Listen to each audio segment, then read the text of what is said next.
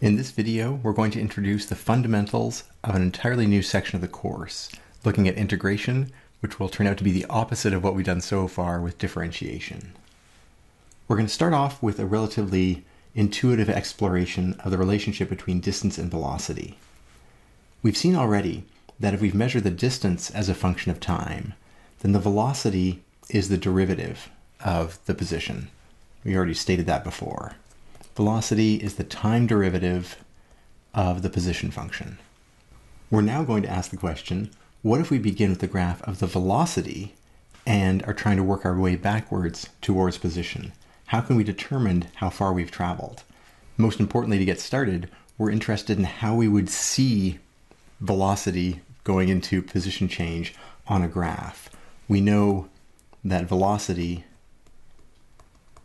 is the slope on the position graph. What we're asking now is, where do we find position on a velocity graph? Let's take a simple case with constant velocity. We draw some axes, and we have time on one axis, and we're going to use a constant velocity.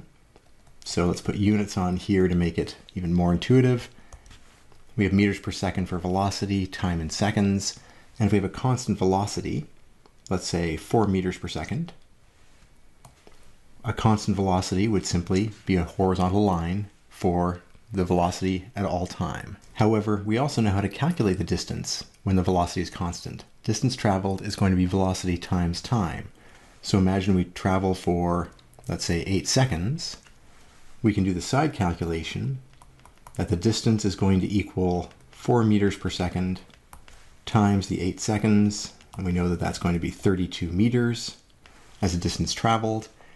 But our question is, where do we see that in this graph? Well, we have 8 squares this way, 4 squares high. Each square is 1 meter per second times seconds, or 1 meter of distance traveled. And so this area represents exactly the same quantity as this 32. It's our 8 seconds this way, and our 4 meters per second vertically, the product being the area enclosed in that rectangle. That is a critical observation for what we're going to do next. If we have the velocity against time and we want to talk about distances, we're going to see that as areas. Having looked at that constant velocity scenario and recognizing how we can get distance traveled out of that, our next question is, how would we move from a velocity against time graph, but if we had a changing velocity? Well, in some sense, the question hasn't changed. We still have time on this axis and meters per second, or velocity on this axis. If we talk about the area under this graph, that would capture the same velocity times time idea that we're aiming for. Now that's going to turn out to be a real challenge. How do we get to this area when we have this non-constant function going on? Our velocity is changing every time. For the moment anyway, we won't be able to calculate an exact distance traveled if our velocity is changing, but we can maybe estimate it, and that's going to be the thrust of the next little bit.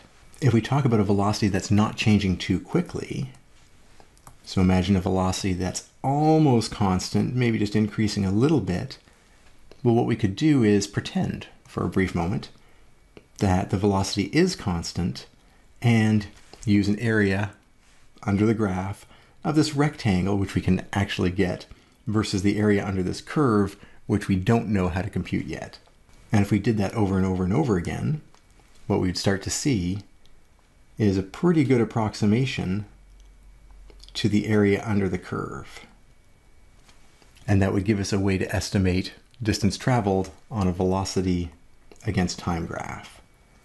So the key insight is, when a velocity is changing and we want to find the distance traveled, we'll need the area underneath the curve of the velocity against time. We're not going to be able to get that exactly yet, but we can certainly get a good approximation by building shapes that we know the area of underneath the graph and getting a good estimate of that area. Over the next few videos, we'll reinforce that idea.